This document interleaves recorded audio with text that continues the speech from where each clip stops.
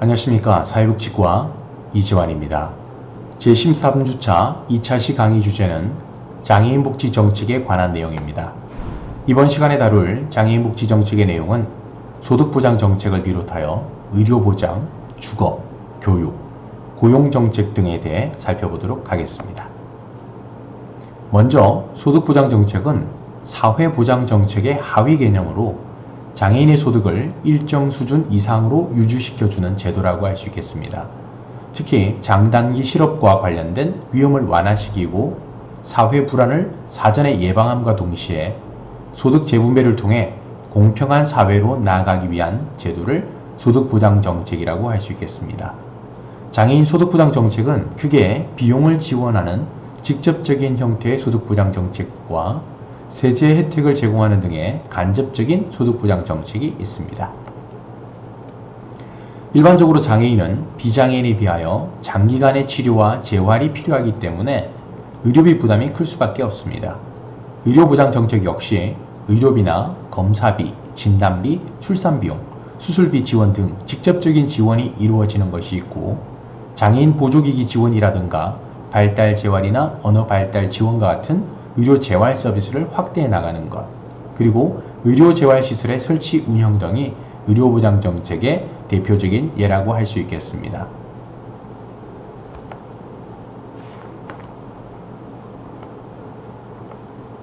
장애인은 신체적, 사회적, 경제적 특성으로 인해 비장애인에 비해 상대적으로 빈곤에 노출될 가능성이 높습니다. 따라서 장애인에게 있어 주거 공간이 갖는 의미는 단순한 휴식의 공간이나 일상생활을 위한 장소로서의 기능에 한정된 것은 아닙니다. 장애인에게 있어 주거 공간은 재생산의 기능과 질병의 완화, 치료를 수행하는 장소, 그리고 지역사회로의 진입을 위한 장소로서의 기능까지 수행한다고 할 수 있겠습니다.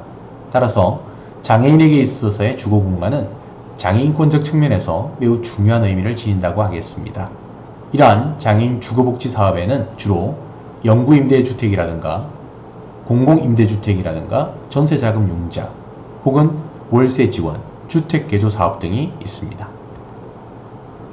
이 밖에도 장애인 주거보장 정책에는 장애인 거주시설 운영이나 장애인 거주시설 입소, 이용료 지원, 공동주택 분양 지원 등 다양한 지원책이 마련되어 있습니다. 우리 헌법 제31조에는 모든 국민은 능력에 따라 균등하게 교육을 받을 권리를 가진다는 교육권을 명시하고 있습니다. 장애인 등에 대한 특수교육법에 따라 특수교육이나 특수교육 서비스를 제공하게 되는데 이러한 과정을 통해 장애인들은 교육의 기회를 평등하게 부여받고 사회의 한 구성원으로서 역할을 수행해 나갈 수 있는 능력을 향상시키게 됩니다.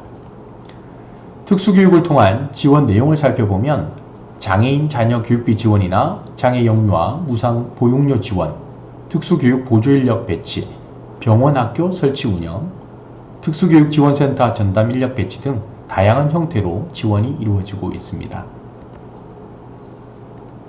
이 밖에도 특수교육 대상 학생 순회교육 지원이라든가 장애학생 성폭력 범죄 상설 감시단을 구성하는 등의 노력을 기울이고 있습니다. 지난 시간에도 말씀을 드렸지만 장애인 고용 정책은 단순히 장애인에게 있어 생계를 유지하기 위해 일자리를 제공하는 것만을 의미하지는 않습니다.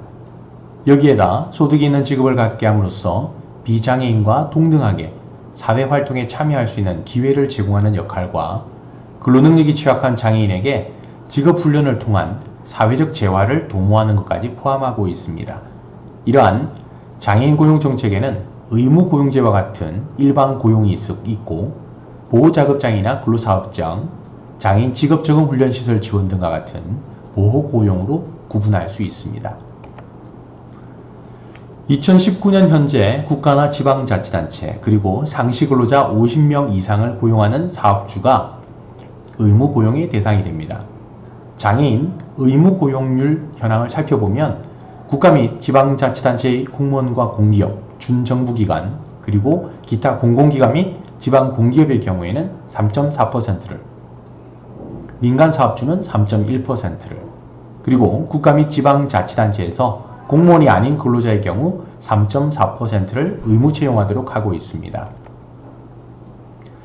장애인 고용 정책 중 보호고용의 경우 무엇보다 보호고용시설 운영 지원을 위한 제도 운영이 필요합니다.